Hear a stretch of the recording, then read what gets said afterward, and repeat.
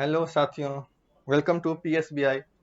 आज हम लेकर के आए हैं क्लास 5 का लेक्चर। हमारा 8 होगा और चैप्टर हमारा होगा रिप्रोडक्शन इन प्लांट्स। ठीक है,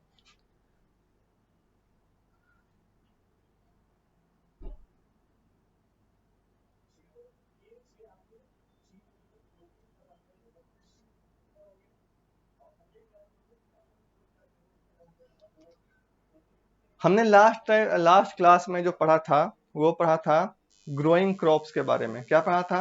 तो लास्ट क्लास में हमने ग्रोइंग क्रॉप्स के बारे में पढ़ा था और इसका क्या डिफरेंट स्टेजेस वगैरह है, आज हम इसके बारे में जानेंगे। ठीक है, तो इसका स्टेज में पहला था प्लगिंग द फील्ड। पहला क्या था? तो पहला था plugging the field. Plugging the field plugging the field का अर्थ क्या होता है? तो इसका अर्थ होता है खेत जोतना। क्या होता है? खेत जोतना। ठीक है, ये क्या है? तो ये हमारा स्टेजेस वगैरह है। तो plugging the field, plugging is the first preparation for growing crops. जुताई जो है, खेत जोतना जो है वो क्या है? फसल उगाने की पहली तैयारी है। खेत जोतना का क्या होता है? जब हम फसल उगाना हम अगर चाहते हैं, अगर फसल हम उगाते हैं तो हम क्या करते हैं? सबसे पहले हम क्या करते हैं?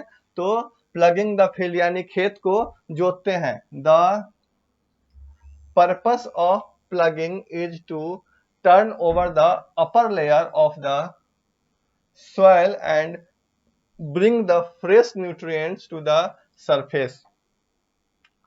उसके बाद क्या है? तो जब जुताई का उद्देश्य मिट्टी के ऊपर, जुताई का क्या उद्देश्य होना चाहिए? तो जुताई का उद्देश्य है कि मिट्टी के ऊपरी परत को पलटना और ताजा ताजा जो पोषक तत्व है, पोषक तत्व को सतह पर लाना। ठीक है, तो जो हम लोग खेत को जुताई करते हैं यानी प्लगिंग द फील्ड करते हैं, तो उसमें क्या होता है? तो इसका पर्पस ये है, खेत जोतने का पर्पस ये है कि उसका जो अंदर वाला भाग है वो ऊपर आ जाएगा। वो ऊपर वाला भाग में क्या होता है? तो अंदर वाले भाग में बहुत सारा पोषक तत्व होता है। It also helps in burying the weeds and the remains of previous crops, allowing them to break down। Plugging aerates the soil and allow it to hold moisture। यह जो है क्या होता है? तो यह खरपतवार जो होता है, यह खरपतवारों और पिछली फसलों के अवशेषों को क्या करता है? तो दफनाने में भी मदद करता है। जब हम खेत को जोतते हैं तो क्या होता है? जब नीचे वाला ऊपर आता है और ऊपर वाला नीचे जाता है तो उससे क्या फायदा होता है? तो एक फायदा ये होता है कि हमारे खेत में जो खरपतवार वगैरह होते हैं या फिर जो हमने उससे पहले की खेती करा है, ठीक है, उसका जो अवशेष रह जाता है उसको भी वो अंदर दफनाने का काम करता है। ठीक है, और उसके बाद फिर क्या होता है? तो जुताई से मिट्टी में हवा भर जाता है और यह नमी को बनाए रखता है। इसीलिए हम क्या करते हैं? तो खेत को जुतवाते हैं। दूसरा है सोइंग द सीड्स, दूसरा प्रोसेस है। ठीक है, पहला प्रोसेस हमारा क्या था? पहला प्रोसेस हमारा था प्लगिंग द फील्ड। दूसरा है सोइंग द सीड्स। क्या मतलब है इसका? तो सोइंग द सीड्स का मतलब होता है बीज बोना। पहला स्टेज होता है खेत जोतना और उसके बाद हम क्या करते हैं? तो जब खेत की जुताई हो जाती है तो फिर हम क्या करते हैं? सोइंग द सीड्स यानी बीज को बोते हैं।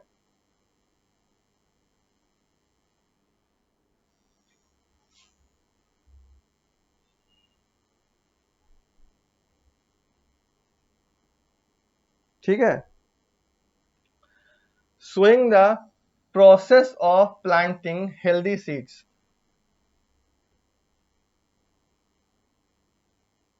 क्या है? तो बीज बोने का जो प्रोसेस है वो हेल्दी हेल्दी सीड्स को हम क्या करते हैं? तो बोते हैं।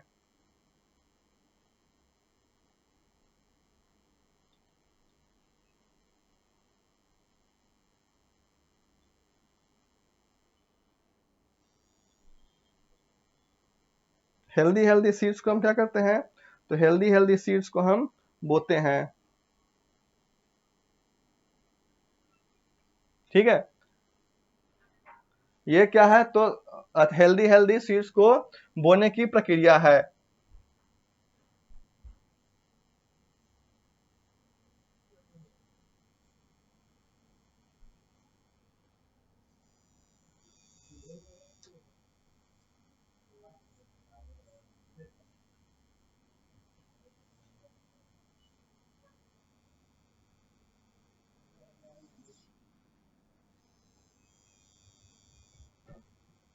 अब है addition of fertilisers. Addition of fertilisers यानी उर्वरकों को हम किस तरीके से, जो फर्टिलाइजर्स है उसको हम किस तरीके से ऐड करते हैं। तो farmers mix fertilisers in the soil to make it rich in minerals for the better growth of crops. किसान जो है फसलों की बेहतर वृद्धि के लिए, ठीक है, क्या करता है, तो मिट्टी को खनिजों के समूह, खनिजों से समृद्ध बनाने के लिए उसमें उर्वरक मिलाता है। They are two types of fertilisers. Fertilisers जो होते हैं वो दो प्रकार के होते हैं, ठीक है। कौन कौन होता है, तो एक होता है मैन्योर और दूसरा होता है chemical fertilisers. Manure is natural fertilisers made from the remains of dead and decaying plants और फ्रॉम काउ डंग। कह रहा है कि मैन्योर जो होता है वो खाद एक प्रकार का क्या है, तो नेचुरल फर्टिलाइजर्स है। मैन्योर क्या है, तो नेचुरल फर्टिलाइजर्स है जो मृत और सड़े हुए पौधों के अवशेषों और गाय के गोबरों से बनाया जाता है, ठीक है। मैन्योर क्या है, तो मैन्योर एक तरह का नेचुरल फर्टिलाइजर्स है जो मृत प्लांट से बनाया जाता है, और किस चीज से, तो गायों के गोबरों से बनाया जाता है। दूसरा है हमारा फर्टिलाइजर्स केमिकल फर्टिलाइजर्स। तो chemical fertilisers are man made like urea, nitrates and phosphates.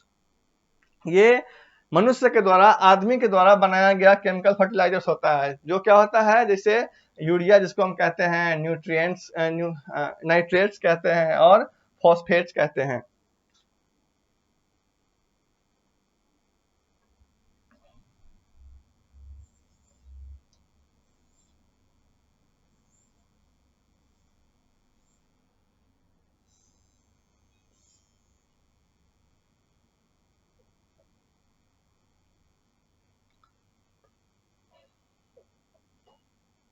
आगे है इरिगेशन। इरिगेशन का अर्थ क्या होता है, इरिगेशन का अर्थ होता है सिंचाई।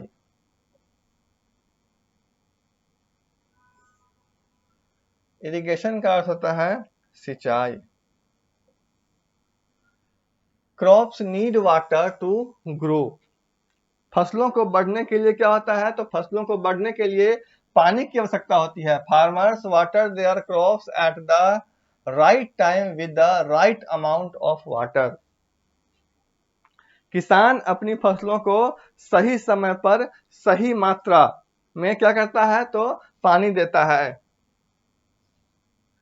As the crop grow it needs to be protected from herbivorous animals.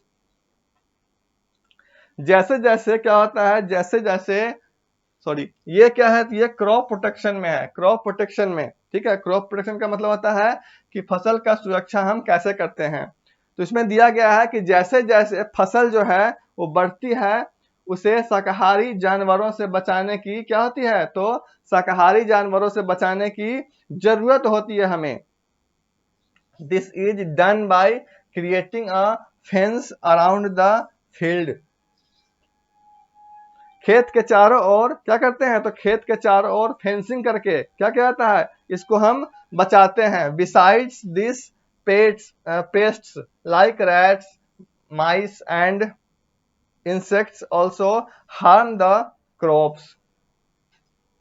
इसके अलावा चूहे और कीड़े मकोड़े भी फसलों को क्या करते हैं, तो नुकसान पहुंचाते हैं। Farmers use pesticides and insecticides to kill the pests. कह रहा है कि कीटनाशकों के, किसान जो है वो कीटों को मारने के लिए क्या करता है, तो कीटनाशकों का यूज करता है। कीटनाशकों का यूज करता है।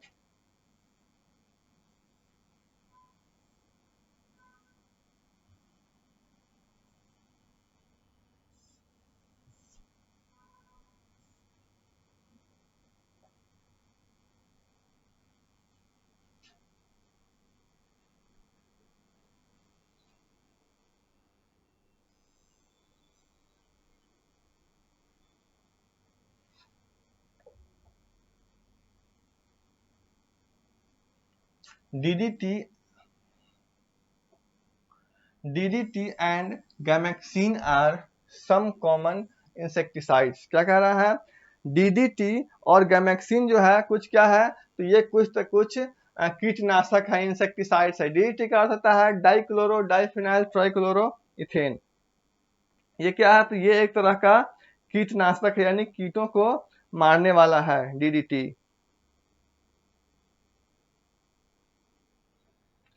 When the crop ripens it is cut down।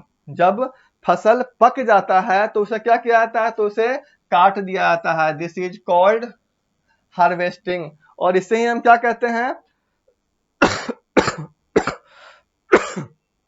जब फसल पक जाता है और उसे हम काट देते हैं, इसे हम क्या कहते हैं, हार्वेस्टिंग, यानी कटाई कहते हैं। After harvesting grains like wheat and rice are stored in godowns. उसके बाद क्या करते हैं, तो जब कटाई हो जाता है, हार्वेस्टिंग हो जाता है, तो कटाई के बाद गेहूं और चावल जैसे अनाज को गोदामों में रखा जाता है। This protects them from getting spoiled bye moisture और ईटन बाय रैट्स, बर्ड्स और इंसेक्ट्स। फिर इससे उन्हें नमी से खराब होने या फिर चूहे, पक्षी या कीड़ों के खाने से क्या होता है, तो बचाया जाता है। Vegetables and fruits cannot be stored for a long time at room temperature as they get spoiled very quickly. They are stored in cold storage। सब्जियों और फलों को कमरे के तापमान पर लंबे समय तक संग्रहित नहीं किया जा सकता है, नहीं रखा जा सकता है। किसको, तो फलों और सब्जियों को हम जो हमारा रूम का टेम्परेचर है उसमें लंबे टाइम तक हम उसको नहीं रख सकते हैं, क्योंकि वे बहुत जल्दी क्या होते हैं, तो बहुत जल्दी खराब हो जाते हैं। उन्हें हम कहाँ रखते हैं, तो उन्हें कोल्ड स्टोरेज में हम डालते हैं।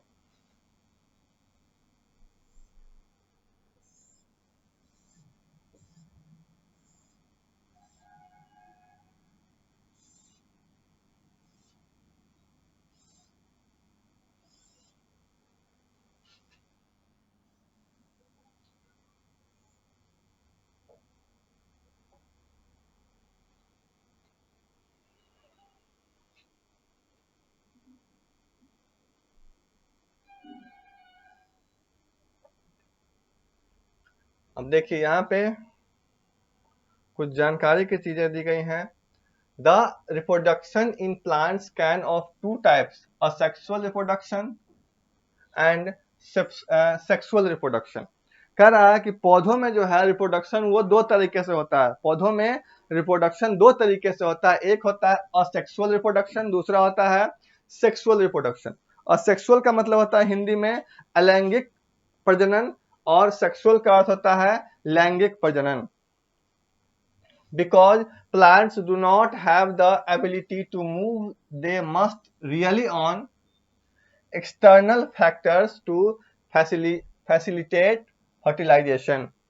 कहता है कि चूंकि पौधों में गति करने की क्षमता नहीं होती है, पौधों में गति करने की क्षमता जो है, एबिलिटी वो नहीं होती है मूव करने की, इसीलिए उन्हें जो है फर्टिलाइजेशन के लिए बाह्य कारकों पर क्या होता है, तो बाह्य कारकों पे डिपेंड्स रहना पड़ता है, एक्सटर्नल फैक्टर्स पे डिपेंड्स होना पड़ता है उन्हें। ठीक है, ये क्लास मैं यहीं पे ओवर कर रहा हूँ। नेक्स्ट डे हम पढ़ेंगे कुछ जो समरी वगैरह है इस चैप्टर का, उसको हम पढ़ेंगे। देन वर्ड पावर पढ़ेंगे और साथ में कुछ क्वेश्चंस आंसर इसका हम करेंगे। ठीक है, तो इसके साथ ही ये क्लास मैं अभी ओवर कर रहा हूँ।